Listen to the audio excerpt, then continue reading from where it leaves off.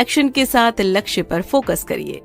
स्टोइकवाद हमें ये बताता है कि अपने रिजल्ट की तरफ आगे बढ़ते रहिए, घबराइए मत और रास्ते से भटकिए भी नहीं। स्टोइकवाद की यही खासियत ही है कि इसमें नजर लक्ष्य को पाने पे लगाई जाती है। भले ही कठिनाई कितनी भी आए, जीवन में कई बार ऐसा समय आ जाता है जब आपको भी लगता होगा कि आप कहीं फंस गए हैं। उस फंसने में आपको लगता है कि आपकी जिंदगी लक्ष्य की तरफ आगे बढ़ ही नहीं रही है। इस किताब में लेखक बताते हैं कि ऐसा आर्टिस्ट के साथ काफी ज्यादा होता है, क्योंकि वो अपनी क्रिएटिविटी को बढ़ाने के लिए लगातार लोकेशन बदलते रहते हैं। इन्हीं सब में कई आर्टिस्ट को ऐसा लगता है कि उनका जीवन कहीं फंस सा गया है। अगर कोई जगह देखकर काम करेगा तो कुछ ऐसा ही होगा। इसीलिए इंसान अपने लक्ष्य की तरफ अग्रसर हो जाना चाहिए, भले ही जगह कैसी भी हो। लक्ष्य देखिए और आगे बढ़ते रहिए। स्टोइकवाद हमें और भी रियल रहना सिखाता है। उसके हिसाब से भले ही हम जो करें उसमें हम कच्चे हों, लेकिन इसका ये मतलब तो हरगिज नहीं है कि हम कोशिश करना ही छोड़ दें। अगर हमने कोशिश करना छोड़ दिया तो हम कभी वो अचीव नहीं कर पाएंगे जिसकी लालसा हमको है। एक अजीब सी सोच होती है लोगों के अंदर, वो सारी जिंदगी उसी सोच के साथ जीते रहते हैं। वो ये है कि या तो पूरा या कुछ नहीं। इस सोच को मनोवैज्ञानिकों ने भी सिरे से नकार दिया है। वो कहते हैं कि इस तरह की सोच इंसान को नीचे लेकर जाती है। आपको हर सिचुएशन को प्रैक्टिकल तरीके से लेना चाहिए और उस वक्त ये सोचना चाहिए कि इस समय आपकी भलाई किस सिचुएशन को मानने में है। एक किताब है रूल ऑफ रेडिकल। इस किताब के लेखक ने कहा है कि हमें कभी आइडियलिज्म को अपने गोल्स या फिर टारगेट के बीच में लेकर नहीं आना चाहिए। एनालिस्ट की कहती हैं कि हमें वर्ल्ड को उसी तरह एक्सेप्ट कर लेना चाहिए जैसा वो है। इसी के साथ स्टोइकवाद हमें ये सीख देता है कि एक समय में हमें एक सही फैसला करना चाहिए। दुनिया को बदल नहीं सकते, वो हमारे हाथ में नहीं है, लेकिन खुद को बदलना कल भी हमारे हाथ में था, आज भी है और कल भी रहेगा। इसीलिए जिंदगी जीते रहिए और आगे बढ़ते रहिए। स्टोइकवाद के अनुसार हमारे साथ कुछ भी हो, कैसी भी सिचुएशन आए, लेकिन हमको हमेशा याद रखना चाहिए कि हम कौन हैं। तो कहते हैं कि हमारी आत्मा में एक पूरा संसार बसता है। हमें फिजिकल कुछ भी हो, हमारी आत्मा हमेशा जिंदा रहती है। उस आत्मा को हमेशा हमसे डर है और किसी से नहीं। ये मेंटली हमें सिखाती है कि हमें हमेशा खुद पर खुद से ज्यादा भरोसा करना चाहिए। हमें हमेशा अपने ऊपर रिलाई करना चाहिए, सिचुएशन के ऊपर कभी हमें रिलाई नहीं करना चाहिए। स्टोइकवाद हमें बताता है कि अगर अभी हमारे सामने कोई विकट संकट भी खड़ा हो तो वो हमको मजबूत बनाने के लिए हमारे पास आया है। अमेरिकी पायलट और नेवी के वाइस एडमिरल जेम्स स्कॉडेल इसका जीता जागता सबूत थे। जब वियतनाम में उनके विमान को गोली लगी थी तो उन्हें लगा था कि अब उन्हें बहुत ज्यादा कठिनाइयों का सामना करना पड़ेगा। नीचे उतरने के बाद भी वो रियलिटी में ही रहे। इसके बाद जेम्स स्कॉडेल ने प्रिजनर ऑफ वॉर में 7.5 सालों का लंबा वक्त काटा।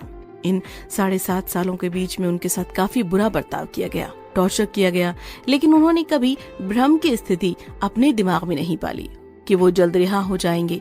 वो हमेशा सच्चाई में जीते रहे। जेम्स स्टॉकडेल जानते थे कि सच में रहना ही खुद को जीवित रखने का तरीका है। इसीलिए हम सबको हमेशा प्रेजेंट में रहना चाहिए। जितना कम आप भ्रम में रहेंगे, दुख भी उतना ही कम आपको भोगना पड़ेगा। स्टोइकवाद को जेम्स स्टॉकडेल मानते थे। वो जानते थे कि वो सिचुएशन में कोई बदलाव नहीं लेकर आ सकते, इसीलिए सिचुएशन के प्रति उन्होंने अपना नजरिया ही बदल दिया। सब खेल नजरिए का ही है। अब आप समझिए कि आप कैसे खिलाड़ी हैं। पूरी दुनिया एक दूसरे से इंटरकनेक्टेड है। रोमन अंपायर के पुरातन काल में बस मनोरंजन के लिए मानव और जानवरों दोनों को मार दिया जाता था। ये बहुत कॉमन था। क्रूरता अपने चरम पर थी। लोगों को गुलामी के लिए बेच दिया जाता था। तो ऐसे माहौल में पॉजिटिव एनवायरनमेंट की उम्मीद करना तो बेईमानी होगी। फिर सवाल ये उठता है कि ऐसे माहौल में स्टोइकवाद में क्या खासियत थी कि वो अपने चरम पर पहुंच गया था। वो खासियत ये थी कि स्टोइकवाद ने उस दौर में भी देख लिया था कि इंसान हो या जानवर, इस दुनिया में सब इंटरकनेक्टेड हैं। मार्कस ऑरेलियस अपने मेडिटेशन में बताते हैं कि कैसे ये दुनिया इंटरकनेक्टेड है। वो बताते हैं कि मधुमक्खी को देखिए कैसे एक साथ रहती है जैसे इंसान रहते हैं। इसको दूसरे नजरिए से देखिए कि कोई भी चीज जो कम्युनिटी के लिए बुरी होगी वो इंडिविजुअल के लिए भी बुरी होगी।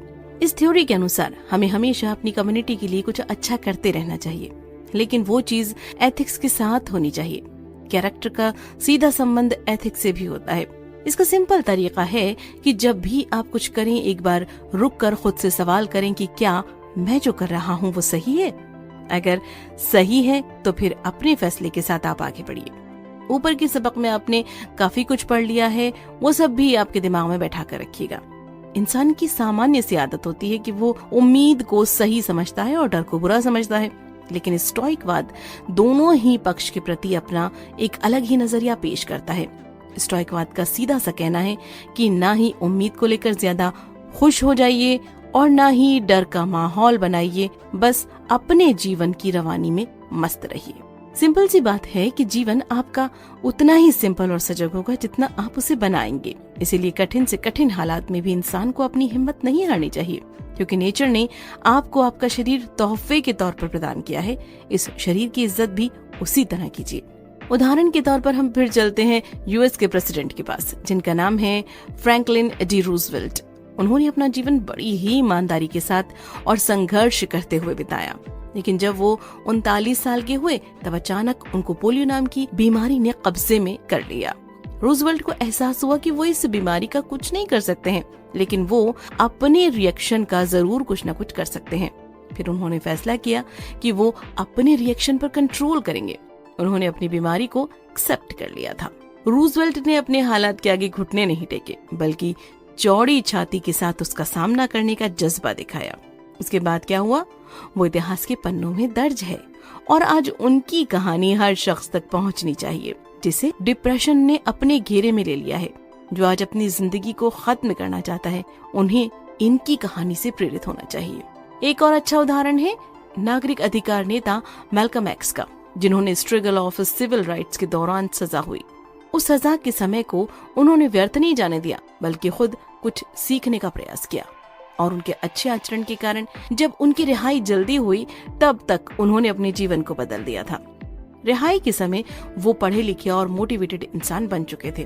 उनका एग्जाम्पल बताता है कि हम जिंदगी में हर समय कुछ अच्छा कर सकते हैं। नेगेटिव सिचुएशन में भी जो अपॉर्चुनिटी ढूंढ निकालें, असली इंसान वही है। अब समय आ गया है जब आप अपनी पूरी ताकत को एक जगह इकट्ठी करें। जितनी भी ताकत आपने डर में गंवा दी है, सबको फिर से खुद के अंदर इकट्ठा कीजिए, क्योंकि सक्सेस को पाने के लिए बहुत ज्यादा एनर्जी की जरूरत पड़ने वाली है।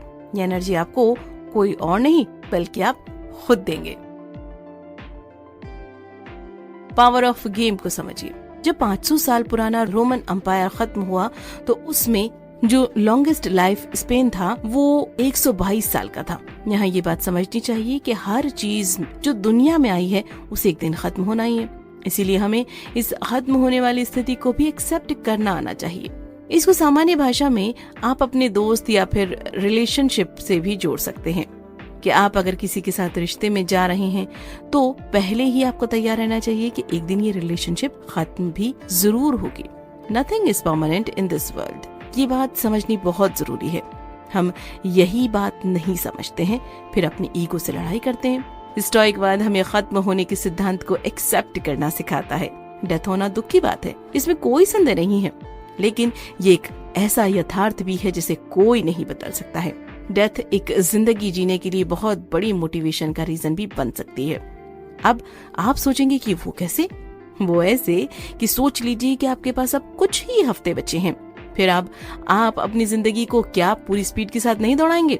अब दौड़ाना भी छोटा शब्द है। जिसके पास कुछ ही हफ्ते हैं उसको तो उड़ना चाहिए। आपका हर पल ऐसे बीतना चाहिए जैसे किसी ने पूरी जिंदगी ना जी हो। इसलिए डेथ को भी अपने फायदे के लिए यूज करिए। वो भी आपसे डरने लगेगी कि बड़ा खतरनाक आदमी है यार, मुझसे भी मोटिवेट हो जाता है। स्टोइक के अनुसार अगर डेथ से सब कुछ खत्म हो ही जाता है तो फिर इससे डरने की कोई जरूरत है ही नहीं। इससे आपके दर्द भी खत्म ही हो जाएंगे। अगर आपको फिलॉसफी समझनी है तो डर शब्द बहुत छोटा हो जाता है, क्योंकि फिलॉसफी आपको रियल अप्रोच देती है कि चीजों को ठीक वैसा ही देखिए जैसी वो हैं। हर चीज को देखने का एक नजरिया होता है। इस नजरिए में ही पूरा खेल छुपा हुआ है। अगर आपने इस खेल को समझ लिया तो आपको खिलाड़ी बनने से कोई नहीं रोक सकता है। इन सभी को पढ़कर आपको पता चल गया होगा कि जिंदगी में एक अप्रोच ही बहुत होती है लाइफ चेंजिंग मोमेंट बनने के लिए। अब वो अप्रोच आपके लिए आपको मोटिवेशन भी खुद के अंदर या आसपास ही मिल जाएगा। इसी समाज में ऐसी बहुत सी कहानियां जिन्हें सुनकर आप कहेंगे वाह, अगर ये लड़ सकता है, अगर ये जीत सकता है तो मैं क्यों नहीं। इस क्यों का जवाब ऊपर के पॉइंट्स में आपको दे दिया गया है, और अगर आप पूरा पढ़कर यहाँ तक पहुँचे तो सारा आपके जहन में भी उतर चुका होगा। जब जिंदगी की रणभेरी शुरू हो गई है तो फिर देर किस बात की है, दौड़ना शुरू कर दीजिए। देखिए किसी प्लेटफॉर्म पर सक्सेस आपका इंतजार कर रही होगी।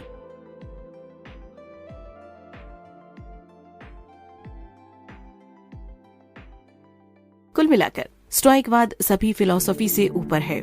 ये जीवन को बेहतर बनाने में मदद करती है, लेकिन इसका पथ भी इतना आसान नहीं है। इस डगर में आपको खुद के साथ अपने आसपास के लोगों को भी समझना पड़ता है, आत्मचिंतन करना पड़ता है। आपका अल्टीमेट लक्ष्य भी तो खुशी है, तो खुशी की कीमत इतनी आसान तो नहीं हो सकती है। वैसे एक फैक्ट ये भी है कि खुशी का आप मोल नहीं लगा सकते हैं, क्योंकि आत्मिक खुशी एक अनंत भावना है जिसका कोई अंत नहीं। ऐसी खुशी आपको तभी मिलेगी जब आपने अपना जीवन सही मार्ग पर चलकर बिताया हो। स्टोइसिज्म आपको जीवन में बेहतर फैसले लेने में मदद करता है। इस प्रोसेस की मदद से आप जीवन में प्रगति के मार्ग पर ही चलेंगे। इस प्रोसेस में सेल्फ मोटिवेशन का भी बहुत बड़ा हाथ है। आपको आज के समय में जरूरत है कि आप सेल्फ मोटिवेटेड रहें, सही फैसले करें, सोसाइटी और कम्युनिटी से जुड़कर रहें। क्या करें? बाहरी वस्तुओं में खुशी तलाश करना अभी से बंद कर दीजिए, क्योंकि ऊपर आपको बताया गया है ये चीज वैज्ञानिक भी मानते हैं कि आंतरिक खुशी ही मुख्य है, उसे कोई खरीद नहीं सकता है। जब तक आप अपनी खुशियों को वस्तुओं में तलाशेंगे तब तक आप भटकते रहेंगे। अच्छी चीज की तारीफ करने में कोई बुराई नहीं है, आप करिए, लेकिन खुशी ढूंढने के लिए सोशल मीडिया पर मत जाइए, बल्कि अपने आसपास वातावरण में देखिए, आपको अपना लक्ष्य नजर आ जाएगा।